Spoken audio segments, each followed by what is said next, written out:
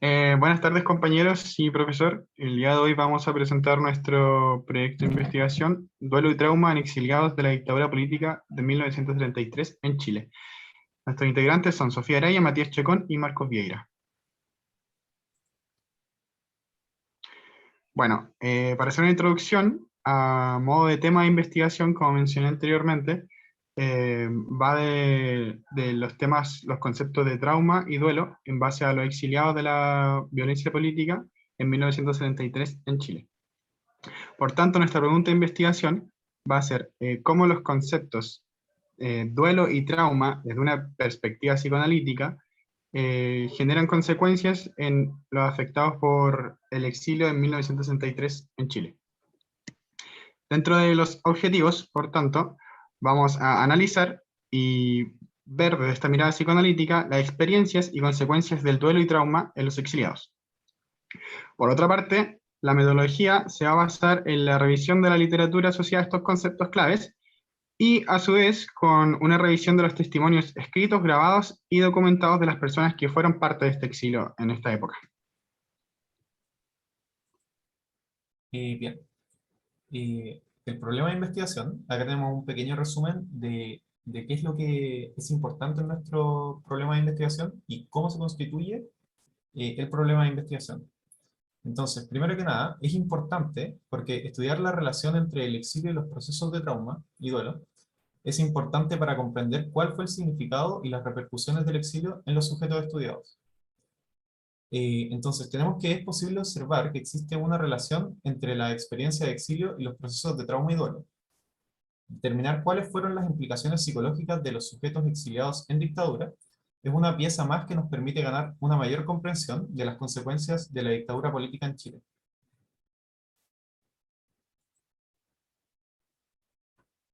Bien, esta diapositiva consiste en también un resumen sobre el estado del arte de nuestra investigación. Entonces, el primer concepto que acuñamos en el estado del arte es el concepto de trauma.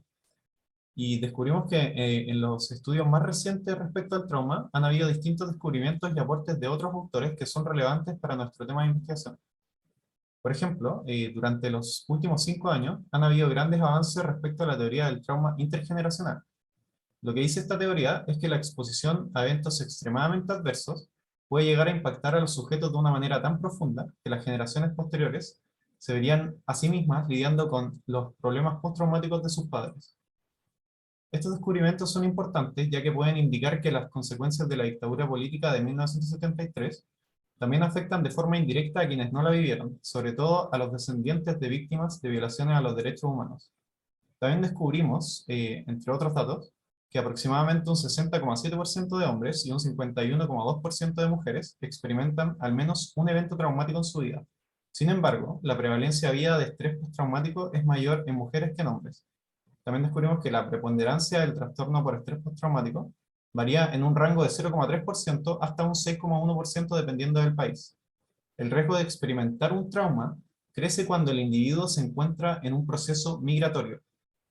Y por último, descubrimos que el riesgo de experimentar trauma crece aún más en la población de refugiados y solicitantes de asilo político, llegando hasta una prevalencia de 31,46% en el estrés postraumático, 31,5% de depresión y un 11% de trastornos de ansiedad. Entonces ya sabemos que ser refugiado político o solicitante de asilo político es un factor de riesgo dentro del trauma y de la depresión.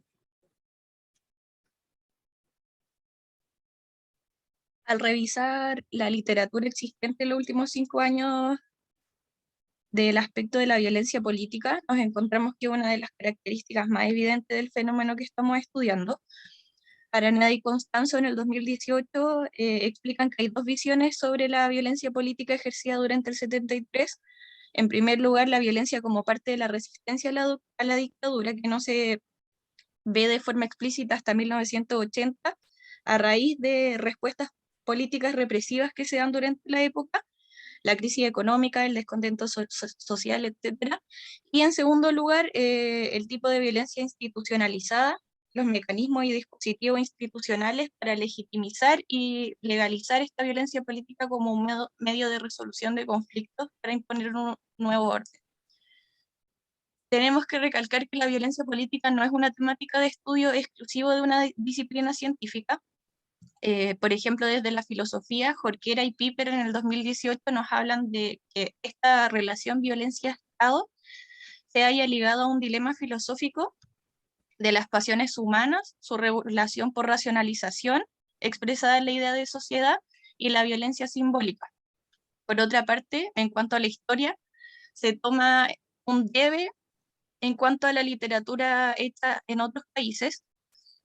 Araneda y Constanzo explican las producciones historiográficas chilenas al debe, que explican que no es extraño justamente debido a las reiteraciones en relación a los derechos humanos, y por lo tanto se podría explicar desde acá este debe en cuanto a la categoría histórica.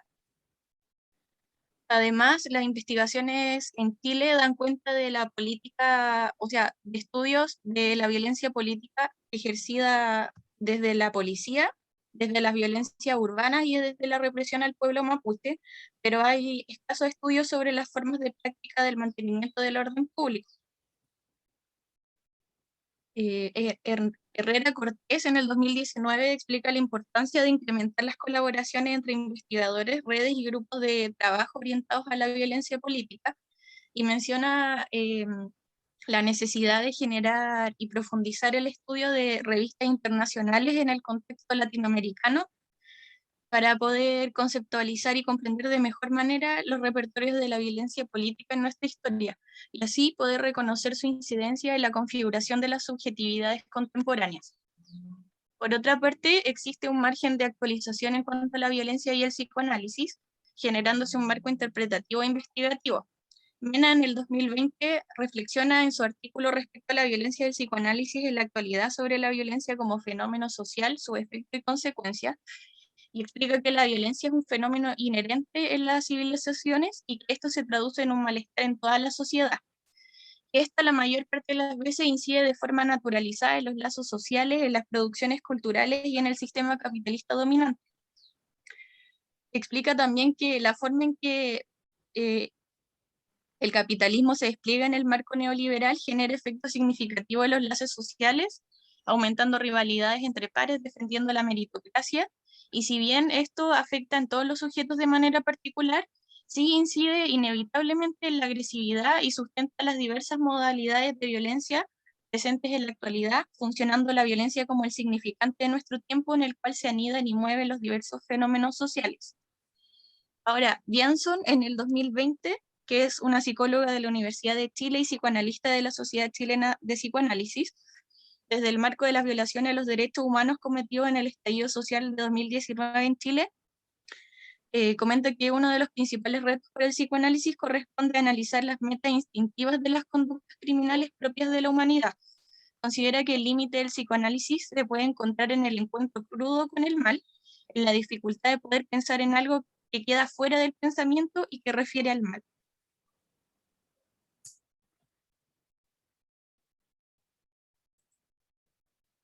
Ok, entonces, un resumen sobre el marco teórico desde una mirada psicoanalista. Comenzamos con el duelo.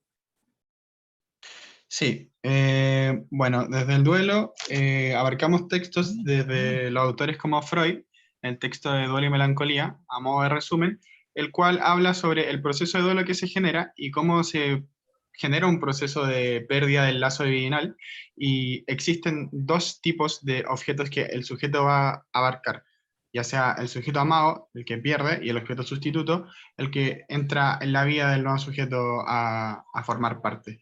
Para esto, el sujeto va a mostrar un poco de desinterés y va a generar todo un proceso de duelo que es correspondiente a tal, y se puede ver abarcado tanto en objetos de amor como en la patria, en libertad, etc. Eso en resumidas cuentas del tema del duelo. ¿Sí? ¿Paso con trauma? Ok. Entonces, sobre el marco teórico del trauma, tenemos que en la teoría psicoanalítica freudiana existen dos modelos del trauma. Entonces, el primer modelo del trauma tiene que ver con el trauma psíquico y que está mucho más ligado a la etiología de la histeria. Y entonces, en ese sentido, el trauma tiene que ver con, principalmente con la sexualidad y con el trauma infantil. Pero en nuestra investigación, el trauma está haciendo referencia más a las neurosis traumáticas, que es el segundo modelo del trauma. Y eso es explicitado en el texto, más allá del principio del placer. Entonces, en este texto se habla de que el trauma hace referencia a experiencias terribles o accidentes graves vividos por el sujeto, lo que no hace referencia al conflicto psíquico ni tampoco a la sexualidad. Freud también menciona que el trauma es un evento o suceso que por su gran intensidad logra perforar la barrera antiestímulo, que cumple la función de proteger al organismo de una estimulación excesiva. Esto básicamente estaría produciendo una gran perturbación en la economía energética del organismo y pone en acción todos los mecanismos de defensa. Entonces, tenemos que este segundo modelo, que es a lo que nos vamos a referir cuando hablamos de trauma en nuestra investigación, está mucho más asociado a lo que es el estrés postraumático. Bien, muchas gracias por ver nuestra presentación. Y sí, acá.